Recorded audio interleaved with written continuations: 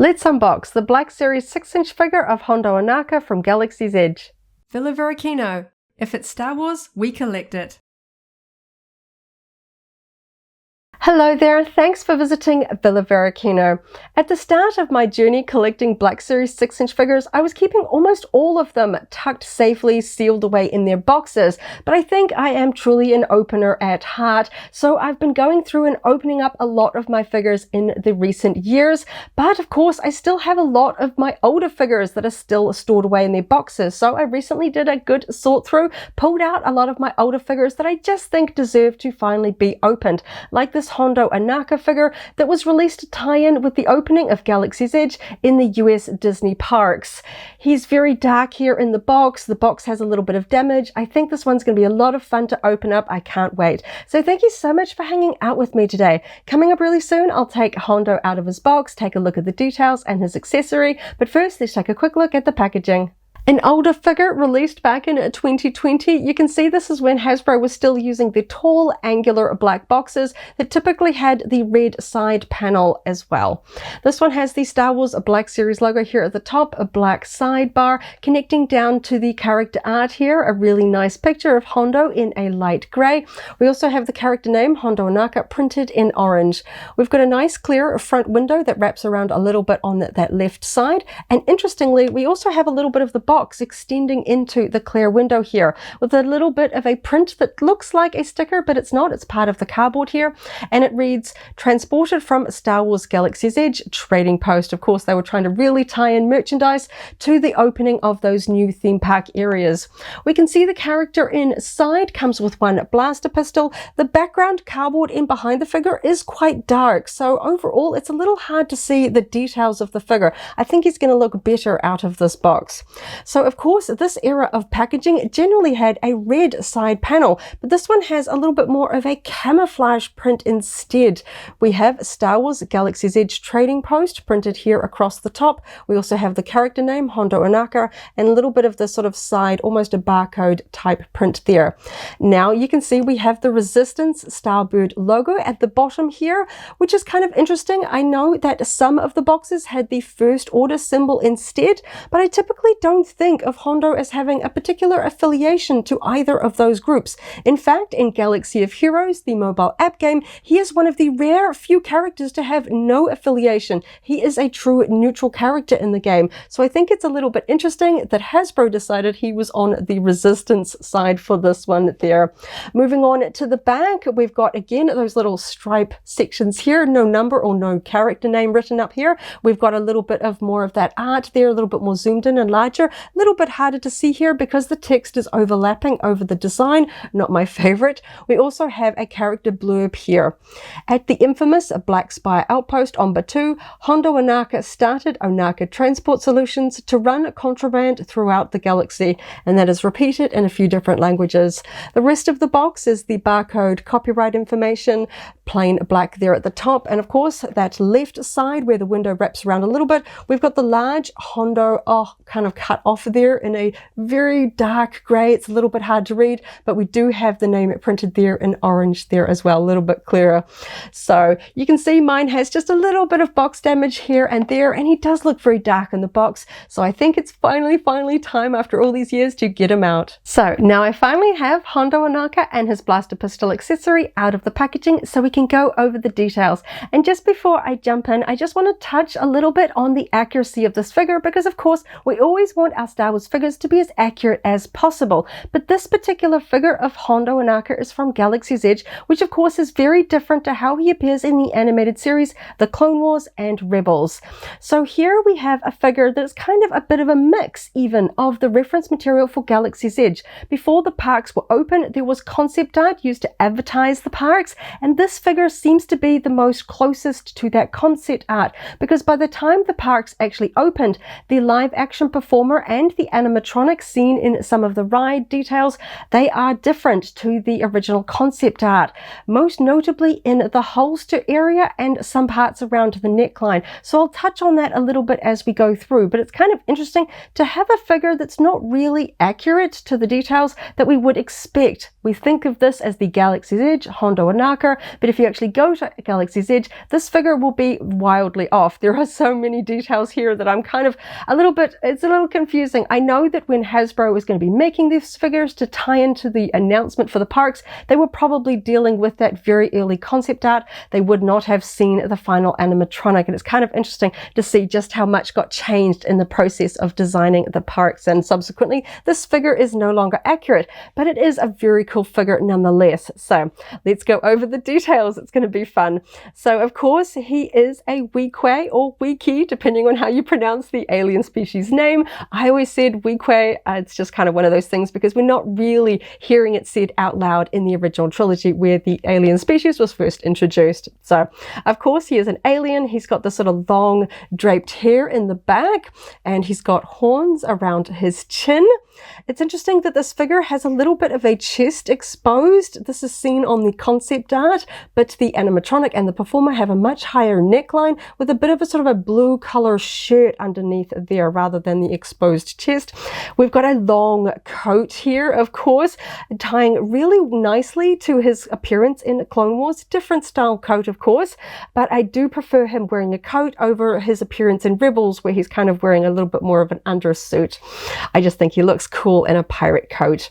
We've got the undershirt, we've got the holster, draped pants here tucked into his high, again, very pirate inspired boots there as well. And he also has gauntlets here as well. I do want to touch on the gauntlets for a moment. I don't particularly like it when the articulation points here. We can see that the articulation sort of section here is the same color as the upper arms, and it extends into the gauntlets. Now, realistically, this should be painted the same section. I know that paint can interfere a little bit with the movement on articulating pieces, but I don't like the fact that that darker color is cutting in to the white pale gray here of the gauntlets. And also another element on the concept art, this little section sort of sticking out from under the armored gauntlets is more of a dark blue, sort of the same color as the gloves. On the live action performer, it is actually the end of the coat that is extending out here. So this little section here should be the same color and texture as the coat.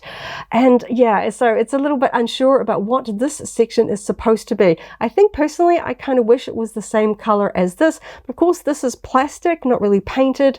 This is painted, so that would be a little bit of a match. But these are two elements that are kind of very obvious from the front of the gauntlets. We have them on both sides. So that is a little bit unfortunate there. Also, particularly in the comic version that accompanies sort of the Galaxy's Edge merchandise, there is a lot of red piping around the gloves that is just simply not evident here in either the sculpting or the painting details. Indeed, in the comics, there is a lot more red piping along these shoulder panels as well that is not really seen in other formats there. So it's kind of all over the place when it comes to the accuracy of this costume. So I just wanted to touch on the holster here. So this is a really nice looking holster. It is rubbery. It is attached to the belt here. It's attached to the leg. So we're going to have some fun testing out the articulation. But when they actually made the costumes for both the live action performer and the animatronic, it seems like they had a different approach. So for the live action performer, there is a very different holster that is worn on the left leg. It's more of a mid-brown, kind of slightly more rectangular. It has a light strap attaching here, but it doesn't attach to the belt near the belt buckle. It kind of just hangs down straight. For the animatronic, the coat tends to hide the holster, but we can see that the holster is actually on the right leg, which to me feels the most accurate because Hondo does not wear a large coat in Rebels, we can clearly see the fact that he wears his holster on his right leg, and it would be odd for a character to suddenly switch sides that they would have their trusty blaster holstered at. So I believe Hondo should have his blaster on his right side. Indeed, when Hasbro made their vintage collection 3.75-inch version of this Galaxy's Edge Hondo Ohnaka, they had, shall we say, corrected that by putting the holster on the right leg of that particular figure. So if you have the vintage collection 3.75 and this Black Series 6-inch, the holsters will look very, very different. And personally, I think that the right side is the most accurate, even though that live action performer was wearing one on the left side. I feel like that is inaccurate to the character as we see him in the actual Star Wars series that we know him from. But inaccuracies aside, this is a really nice figure. So of course, he's wearing this really large coat. Now this is, I guess, probably the most easiest element to note that this is wrong. Not wrong in terms of the details, but the color. It is a very dark wine color, but in the reference material and even in the Clone Wars, it's a much more red tone, much more vibrant, brighter color, a little bit more like a wine color. This is very, very dark. Again, it kind of looks like sort of a gritty real world pirate, and it looks fine for the figure, but if you go and put it next to photos from Galaxy's Edge, it is clearly too dark, and I think that that's a shame, probably due to the early production line for this figure. It was being worked on before Galaxy's Edge opened, and we finally got to see the true colors and costume details that were in the park. So that might not be entirely Hasbro's fault, but I do wish it was more vibrant indeed. Again, the vintage collection does improve on this, where it is a brighter color. So it does look cool, but the accuracy is just not there. So it's kind of hard to score this one in terms of accuracy.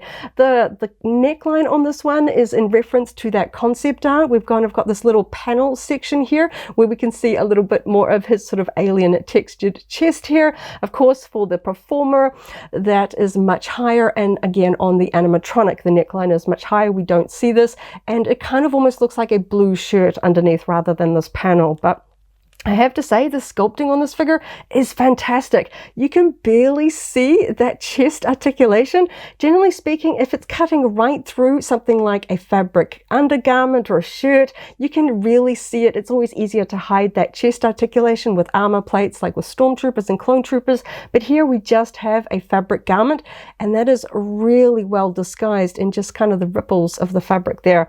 And just for a little bit of a preview, it actually articulates quite well as well. You can see it a little bit more when he is leaning forward, but it actually has quite a lot of movement, bending here a little bit at the hips rather than at the chest there, but that's actually a lot of movement. Absolutely fantastic. And of course this is an older figure. We can see that we have that two peg articulation style in the legs. Of course that is an older style that Hasbro generally doesn't use on new sculpts. He's nearly 5 years old from when this figure hit store shelves here in New Zealand, so it's going back away, but the detail on this is fantastic. I'm getting a little bit caught up in the accuracy because I think it's an interesting discussion, but of course let's go through the details. So he's got so much going on with the face here. He is an alien species. We've got so much to go on. So multiple components here. Usually we often have the face and then hair or helmet sculpted separately, which we do have here, but we have a third element with these sort of goggles that are worn over them. So they don't come off. I think they're probably pegged and or glued to the side here. We've got metallic sculpting here with sort of almost like a little bit of a headset detail coming down here on the right side, and we have translucent green goggles. It's a little bit hard to see through those plastic, but you can see the painted sculpted eyes underneath of the original head sculpt. And of course we've got this really cool sort of, it's almost like a sort of a turtle shell type helmet detail here, and the hair that is sort of draping out from underneath it is actually part of the same component as the helmet here. Might look a little bit more accurate if the hair was kind of coming out from underneath it as a separate piece, but I think overall construction wise that would be very complicated. I understand why Hasbro would do it coming down from the helmet. The helmet itself has some really nice detail lines, and there is a really light sort of dusting of a metallic silver. It's not even really a wash. It looks like an absolutely faintest of light sprays, just sort of a dusting of this sort of metallic silver there on it, which is really, really fun. It has caught just for a sort of a little bit larger in a few spots. There are sort of these larger silver speckles. But overall, I think it's really nice. It kind of dulls it down. I do have to say that the hair is very close in color to this helmet. Perhaps we'd want a little bit more contrast. It is nice and flexible, and we've got some painted details in the hair. We've got sort of silver and purple details here in his hair there at the back, but really, really nice. I like the colors. Of course, Wiki have this sort of textured, almost leathery skin with these horns from the chin. The paintwork on this is fairly tidy on the right side. On the left side, it spills just a little bit beyond the base of the horns. Not too bad. It's not going wildly off base there, but it's just a little bit more of a sort of a creep there with the paint. But overall, pretty nice. So moving down, we've got almost like a little necklace sculpted here on the chest, which is painted with an accent color. It's a little bit hard to see what the color is. It's either dark brown or maybe a dark metallic color in there. So of course the coat is sculpted in a rubbery plastic, which if you are sort of adventurous, I assume you could probably take off, but of course it's supposed to be part of the sleeves as if it's one item, so I am not going to remove it, but I will be taking a peek sort of underneath to show some of the details. So I really like the texture that Hasbro does for sort of garments, especially leather. They get some really fun surface texture. So this particular leather coat is sculpted to have a sort of a pebbled texture to it, and I love the draping that we've got here. We can see over the hips, and of course, if I can just move his arm back a little bit, we've even got it sculpted sort of swished back to really show the holster, so that's not hiding. We've got it flowing fairly straight on this side, which is quite nice, and it's fully sculpted in a pulled back form so that it's not hiding the holster there. So that's going to be really fun, especially if we're going to put his blaster pistol accessory in the holster there. But overall, really nice details. We've got a sash with sort of a belt loops here in the back. We've got stitch lines. We've got this interesting paneled shoulder section there that goes from the back round to the front, forming a bit of a collar here. We've got extra panels. We can see the ends of sort of that sash around the belt coming here. It's even got little sort of belt holes there. We've got a buckle here on this side hanging down. The buckle is not painted. Theoretically, that should be a different color to leather. The belt buckle hardware would not be made out of leather. That would be metal. It always kind of bothers me a little bit, but I know that that is such a small detail. I don't know that Hasbro would really bother to paint it. One element that I think they should have painted that is fairly consistent across all references for Hondo in this outfit is this panel here that is sculpted on the front should be the same panel as these shoulder plates here. This is a little bit more depicted as a bit more of a brighter blue in some of the references. So this panel should match this, but you can see it is simply sculpted. There is no accent paint there, which I think is a little bit of a shame. So some really nice paneling. That texture there, the sort of the horizontal lines is really fun. We've got these panels, sort of armor plates here just on the shoulders, which are really nice. I already touched on the gauntlets. I do think it's interesting that it looks like they have applied a little bit of a very light wash over the gauntlets that has just kind of covered over that articulating section there. So it's kind of given the wash over it, but it just kind of looks a little bit odd because that should be the same color as the gauntlets just up to that line. So a little bit interesting that it looks like the wash was applied after these pieces have been constructed together. I do like the color tone of that underneath shirt there. Fits really nice and tight around all of these articulating points. We've got a little bit of a sash around the waist, kind of like a cummerbund type shape there, so that that shirt is kind of tucked in underneath there. Nice piping detail there on the neckline there as well. So of course Hondo has a few different sort of styled belt buckles, a little bit abstract in some of the source material, but the one for Galaxy's Edge is gold. So I like to see that they have painted it gold here, the oval tone. But the Galaxy's Edge one almost looks like a Rancor face. It looks very sort of Star Wars beast-like, but for this particular figure, it is simply flat oval. There is no design here, even though in other source material like Clone Wars and Rebels, there is a design there. In some references, it's noted as kind of being the Ohnaka sort of gang insignia, but here it is just a plain gold. It's nice. I like the paint, in fact, that it's sort of really nicely lining up with the design details, but there's just no actual sort of creature face there. So I think that is a little element that's missing. We've got what looks like almost like code cylinders or food capsules in metallic silver here, just kind of just above the belt. And we have this really large holster that attaches all the way around that thigh, buckling up here. Now again, these would be metallic studs, but they are not painted, but then they're not on the actual final animatronic or performer, so I can't say that that's technically inaccurate. But if this was real world, then those studs would be metallic of some color, and same with this little attachment strap there as well. But the holster looks good. Not a lot of bulk to it. It's quite small, but considering that the blaster pistol itself is a really vibrant metallic silver and gold, I think having a small holster is going to be a lot of fun. It really show off the holster when it's the blaster when it's in the holster, so that should be a lot of fun. Moving down, the pants are pretty plain. They're a very dark color. I do like the fact that the strap for the holster across the thigh is a different color. It's actually painted. It does bother me when this kind of thing, even though it's all sculpted together, it's not painted anything different. Of course, the holster leather would be different to the fabric of the pants.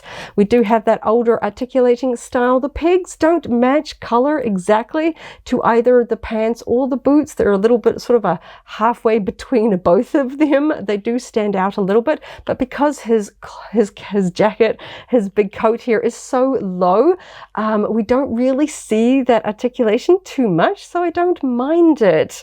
It generally bothers me when it really cuts through articulating details here, but they're so hidden under his coat.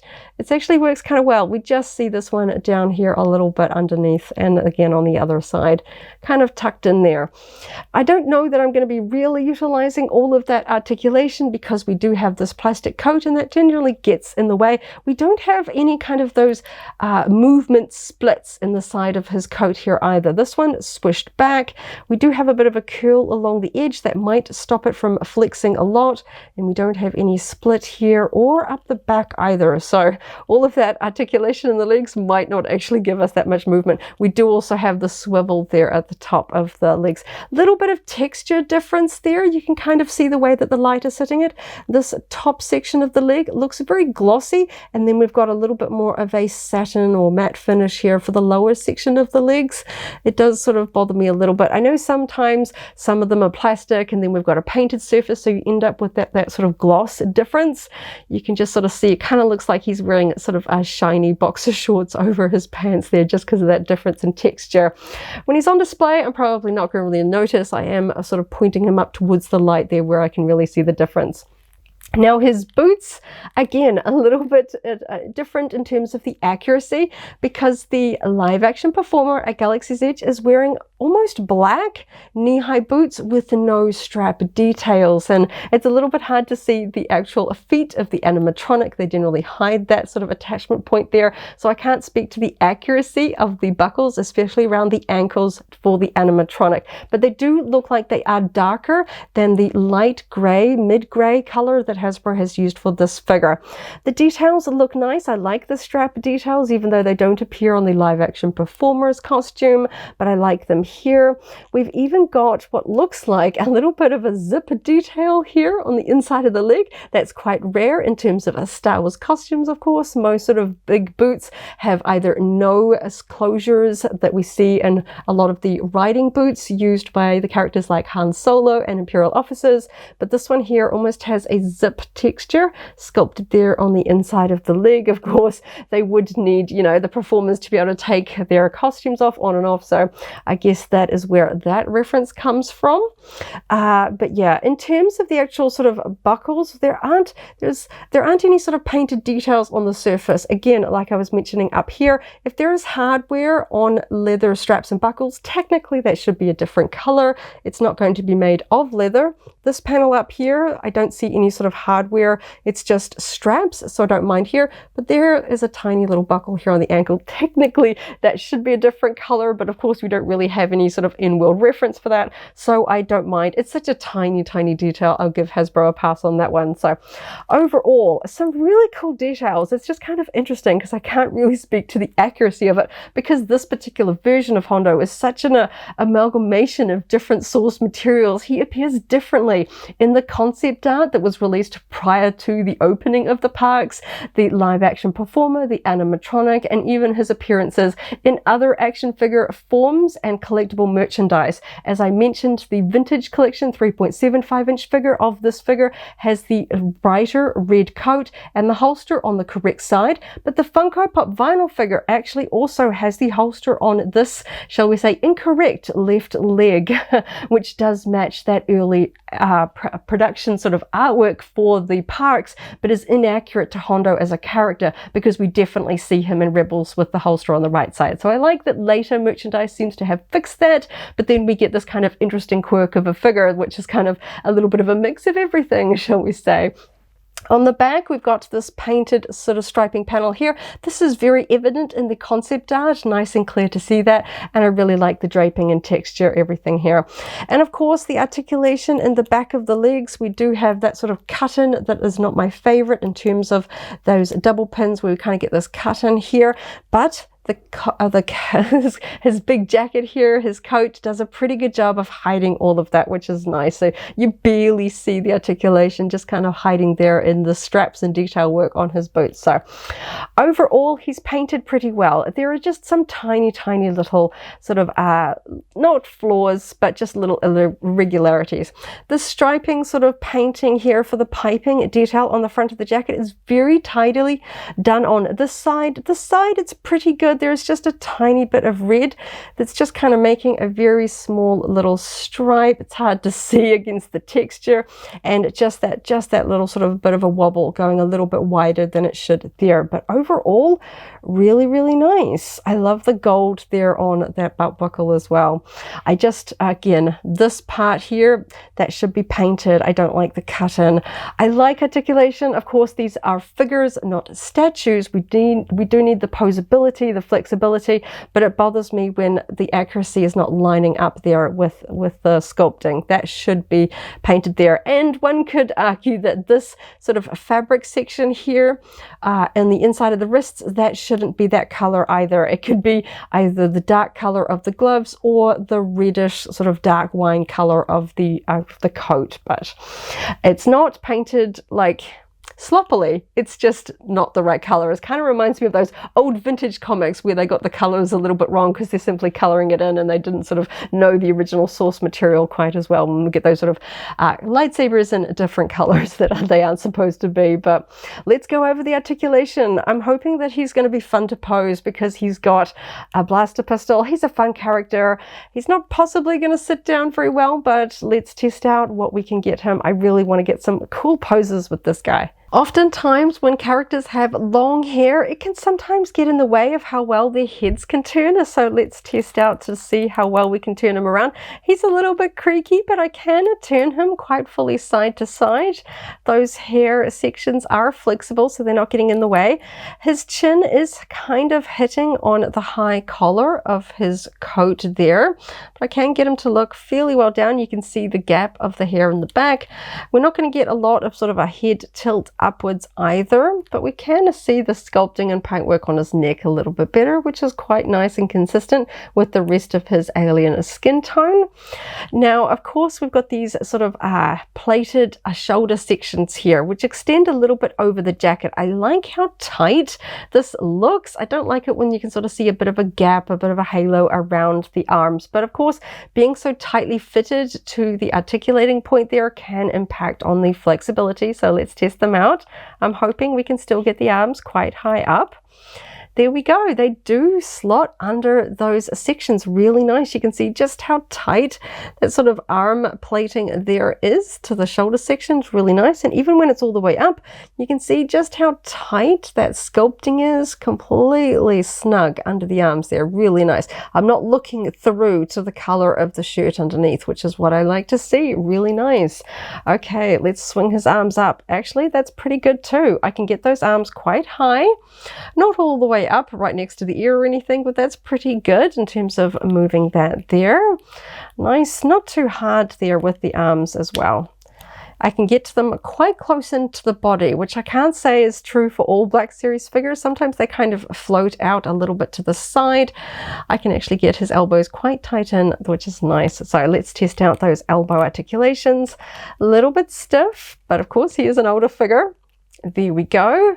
Can get his hands kind of reasonably into a two-handed position, though of course he doesn't come with a two-handed weapon or accessory there. Nice again, tight to the body, which is good. He's not going to go all the way up to kind of a thinking position. He's going to sort of be a little bit more higher up like that. But overall, that's pretty good for a Black Series. He doesn't have any kind of swivel on the upper arm that some older figures have as well. So, of course, we can also move his hands at the wrists. The gauntlets, the sort of arm armor here is coming down over the back of the hand. On this hand, it looks like we have a front and back rocker, which is quite nice. You can see just how down we can get that hand there. That's actually a lot of movement. It's going to hit that plate there in the back, so it's not going to bend much in the other direction, but nice there. On this hand, we have a side-to-side rocker, which again is not actually getting in the way of that armor piece there, which is nice. Now, of course, because the holster is on his left leg, we have the trigger finger extended on his left hand. So that's going to be where we're going to be. I guess Hasbro wants us to put his blaster pistol in his left hand rather than his right. His right does not have an extended trigger finger, which generally gets a little bit in the way of the blaster pistols because this accessory does have an enclosed trigger guard. So that's going to be very hard to put that in a really nice position in his right hand. It's going to be the left hand, which is a little bit interesting there. So already did do a little bit of testing with that mid sort of chest articulation point. I'm really liking that one. We can swivel that one there. A lot of movement there. The jacket's creaking a little bit, getting a little bit caught there on the holster, but I can actually move him a lot at that point there, which is really nice. I can twist him all the way around, and actually opening up that jacket there, you can really see the shape and size of that holster because I've been able to sort of swivel him around there. That is a lot of plastic there. I'm hoping that's not going to impact his legs there too much. So of course he's not going to swivel at the waist like some of the older figures. It's just at that sort of higher chest area there. We're going to get the articulation from the legs. So let's test out to see how well this holster is going to let us move the leg. So you can see it kind of bubbling up here a little bit because it is anchored here. I'm not going to try and stress that attachment point too much, but I can get his leg if I straighten that one. Can get his leg out to there, which to be honest is actually pretty good considering just how much extra plastic is covering up on that hip articulation point. We do have a swivel point here. Let's just see. Yeah, we're not going to get much at all because of that anchored holster. I can wiggle it before I really hit that resistance point. Now this one is quite tight, but I can swivel it around. Of course, it's going to cut into the sculpting a little bit. I don't like it when the sculpting is really sort of distorted by cutting through, but he doesn't have any sort of major seam lines or pockets or leg detail to really go askew. But it just sort of feels like it naturally wants to sit there, but I can rotate that. It's very stiff on this figure, I have to say. Now we've got that two-peg articulating knee style here. So he should get quite tight there in the knees. His jacket's gonna get in the way a little bit. I can't kick all the way up behind. Usually with this kind of articulation, I can get the foot all the way up here, kind of in a complete loop, but the jacket's in the way. So I've kind of got to show the articulation kind of out the front for this figure. And I'm doing it on this leg just because I've got a little bit more flexibility without the holster. I'm having a hard time getting that second peg to move. There we go. I might be able to sort of get that fully in. So you can see just how tight. This is not my favorite articulation style. It kind of looks like they've kind of broken their leg a little bit. You do get some really tight angles. You can see he's kind of, you know, kicking his heel to his upper thigh there. But this front, it just looks awkward. We've got this sort of floating kneecap and these flat edges. I much more prefer that modern one. And I find that there's generally one articulating peg that is free to move and the other one's very stiff. In this case, this thigh one is the one that wants to move. This one is very tight, which sometimes helps make sure that the figures are steady on their feet for standing up, and sometimes it's just a little bit awkward. I do like the way that the sculpting is pretty well hidden in the sort of sculpted folding of the pants there as they tuck into the boots. But yeah, I'm just never going to utilize that much articulation because of the jacket in the back. I can only move the legs that far back before it's just absolutely hitting on the jacket. So I don't really need all of that extra movement there, but I know that that was the articulating style that Hasbro used at the time. For the ankles, very deep point actually. I wasn't quite expecting that. I thought we might get more of a sort of a hit point. And of course we do have that rocking motion side to side there as well. So a lot of sort of tweaking there to get our figures to stand up pretty well. And I have to say, considering he's got a big coat, he does actually stand up pretty well. I've played with his legs a lot, but he stands up pretty well. I'm going to sort of work with him a little bit, find the most sturdy, stable point for him because I've played with his legs a little bit there, but he's going to be a lot of fun. I can get him into some really good poses just in terms of like balance. A lot of figures, there's like this one point where they're balanced, otherwise they're just going to tip over anywhere, but I can tip him quite forward and he's actually standing up pretty well. So pretty good articulation, nothing sort of out of the ordinary. The coat is going to restrict the legs and that holster there as well, but he's going to do everything that I need him to do, so that's really good. And I think the articulating, even though it's a little bit of an older style in places, the draping of the coat and just the sculpting of the pants and everything, it does a pretty good job of hiding it, which is my personal preference. So let's move on to the one accessory. We have a really shiny blaster pistol here. So this is a fabulously bright metallic silver blaster pistol with some really fun gold accents on it as well. A lot of fine detail on here. We've got little knobs, little ridges and things like that. There is a very small paint flaw just on the end of the grip here. It looks a little bit dark, like something's potentially dropped on it because it's darker than the rest of the paint on this blaster. We've got a nice little scope here. It's going to look a lot of fun, and you can see the enclosed trigger guard here as well. So I'm hoping his hand is going to hold this well. It's so bright compared to the darker colors of the rest of the figure. So let's hope we can get this into his hand where he's not going to fight me too much. It's quite tight. I'm having to really sort of press it there, and I might need to have to pull out his trigger finger.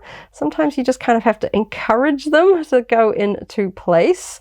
So let's see if I can get his finger lined up. It might not go all the way in, to be honest. It's kind of resting near it. It's taking a little bit of a tweak. His finger is quite thick. It doesn't go all the way through, actually, on my particular one at least. I'm trying to press it through. It's not really going all the way through. You can kind of see there just how small that trigger guard is. I feel like his finger is not really going to fit through. I'll definitely work with that, but I think it's just going to rest on it rather than going all the way through, which I do prefer. I feel like the figures really hold on to their accessories well when they can sort of fully put that sort of hooked finger all the way through the trigger on their accessories, but that looks really quite fun. It gives a bit more brightness to the figure. I do have to note the silver of the blaster pistol is a brighter silver than that of his goggle attachment point there, which is kind of fun. Not a complete match. They haven't used the same paint. But yeah, that's really fun. Okay, so just going to quickly test it in his other hand, though I don't think this is going to work because we don't have that extended trigger finger. You can see he can hold on to the grip, but because I can't pull that finger out of the way, I can't get that down any further. It's going to look a little bit awkward. So he can hold it if you want to be perhaps a little bit more accurate, because his holster should be on the side. It's just a little bit unfortunate there. I do have to note the Gentle Giant mini bust figure figure of this character of Hondo. He does have his blaster pistol kind of held behind his back in his left hand, but considering that he wears his holster on his right leg, I like to think of him holding it in his right. That just feels a little bit more appropriate. So we do have a cutout here on the holster, so I'm hoping the scope is going to fit in that nicely. As I mentioned earlier, it's actually quite a small holster. It doesn't cover the blaster very much at all. So you can see we've just got this little section here kind of holding on to it. It feels fairly snug. It's not like it's going to come out there. And because we've got just that very small section actually covering the blaster, it really is quite noticeable when we actually put it on his hip. So kind of put his hand there like he's at the ready. Just doing just a really quick little pose here. Just getting him sort of straightened up.